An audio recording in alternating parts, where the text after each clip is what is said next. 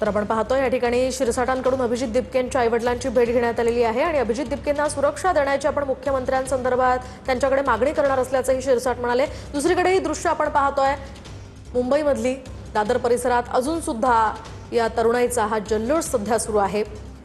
शिवतीर्थवर सेलिब्रेशनसाठी ही मोठी गर्दी झालेली आहे। हातात तिरंगे पोस्टर्स घेत तरुणाईचा हा जल्लोष। रविवार आहे म्हणून आम्हा सगळ्यांना सुट्ट्याचा एन्जॉय करायसाठी नाही आलोय। मी माझ्या मुलींच्या फ्युचरसाठी येणार, माझ्या सगळ्या बांधवांच्या मुलांच्या फ्युचरसाठी आणि येणाऱ्या पुढच्या मुलांच्या फ्युचरसाठी आम्ही एकत्र जमा झालो आहे। तर किधर से आया? मैं आया हूँ गोंदवली से। अच्छा, क्या नाम है तुम्हारा? मेरा नाम है अंकित। अंकित जी, एक बात बताइए, जिस तरीके से पूरा आंदोलन हुआ, आप क्या सोचते हैं? इतने भारी तादाद में लोग यहाँ पे आए हैं, बैंजो बज रहा है, लेकिन पहले ऐसा नहीं था। लोग लाठी चार्ज हो रहा था, मार खा रहे थे, लेकिन हट नहीं रहे थे। अपनी बात उन्होंने लोहा मनवाया। हाँ, ये रिजाइन का काम है। हम लोग के आवाज का, ये आवाज की वजह से हुआ। हम लोग आवाज नहीं करते तो कुछ नहीं होता। हम लोग आवाज नहीं। कैसा लगता है सब युवाओं को? कैसा लगता है? बहुत युवाओं को अच्छा लग रहा है, हम लोग को अच्छा लग रहा है। सेलिब्रेशन का टाइम है और एक दो मांगे है जो पूरी करनी है। जो हम लोग मांगे क्या क्या? जो हम लोग ने 1 करोड़ रुपया जो हम लोग को बोला था, जो विक्टिम्स के जिन स्टैम्पेड पे जो नीट की वजह से जो सुसाइड किया उनके फैमिली के लिए, सो वो भी अभी देखना है। अभी बाकी है, बाकी तो देखेंगे। अभी एक स्टेप बाय स्टेप जाएंगे। लेकिन आप लोग रुकेंगे यहीं पे कि आंदोलन शुरू रहेगा? ये मेरा दोस्त है, ये भी मेरे साथ है 2 दिन से। हम लोग प्रोटेस्ट में है, इधर ही रुक रहे, इधर ही खा रहे, इधर ही पी रहे, सब कुछ इधर ही कर रहे। ताई कुठून आलात तुम्ही? हिंदी मराठी? इथे इथे इथे इथे जवळ या। कुठून आलात? आम्ही ठाण्यातून आलोय। राजेन विचारे साहेब त्यांच्याकडून आहेत आम्ही, आणि आम्ही पहिल्या दिवसापासून बाहेर पडलोय आणि आम्ही अजून पण आमची नातवंड शिकतायत। आमची देशभर वणवा पेटलेला आहे। लगेच आम्हाला विचारतात काय हो, निवडणुकीला 3 वर्ष आहेत, निवडणुका गेल्या खड्ड्यात। कारण मोदींनी पाहिले मत चोरी करता येते, पण माणसं चोरता येत नाहीत, मन चोरता येत नाहीत। ही मन आता पेटलेली आहेत, पिसळलेली आहेत। फक्त आता आलेली ही जाग जाऊ देऊ नका, सत्ताधाऱ्यांची मस्ती सहन करू नका। देशाची शक्ती काय असते हे दाखवून दिलेले त्या देशाला पुन्हा कोणालाही कमजोर करू देऊ नका।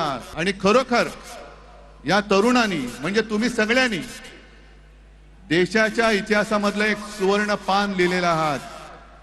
तुमच्या शक्तीची, तुमच्या एकजुटीची नोंद ही सुवर्णाक्षरांनी आपल्या देशाच्या लोकशाहीच्या इतिहासामध्ये केल्याशिवाय कोणी राहणार नाही।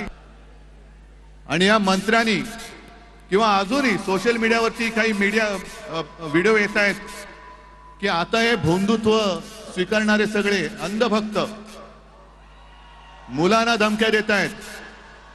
त्यांचे व्हिडिओ करा आणि पोस्ट करा, जिथे सापडतील तिकडे त्यांना खरं हिंदुत्व शिकवा, राष्ट्रभक्ती शिकवा।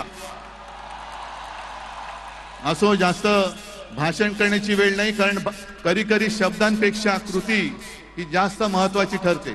आणि मोदींना मला सांगायचंय की तुम्हाला तुमच्या लाडक्या धर्मेंद्रला मंत्रिमंडळातून काढताना किती यातना झाल्या, त्याही पेक्षा जास्त यातना हे आता आपण ज्यांना श्रद्धांजली वाहिली त्या मुलांच्या कुटुंबियांना, त्या मुलांनी जेव्हा जीव दिला तेव्हा झाल्या आहेत।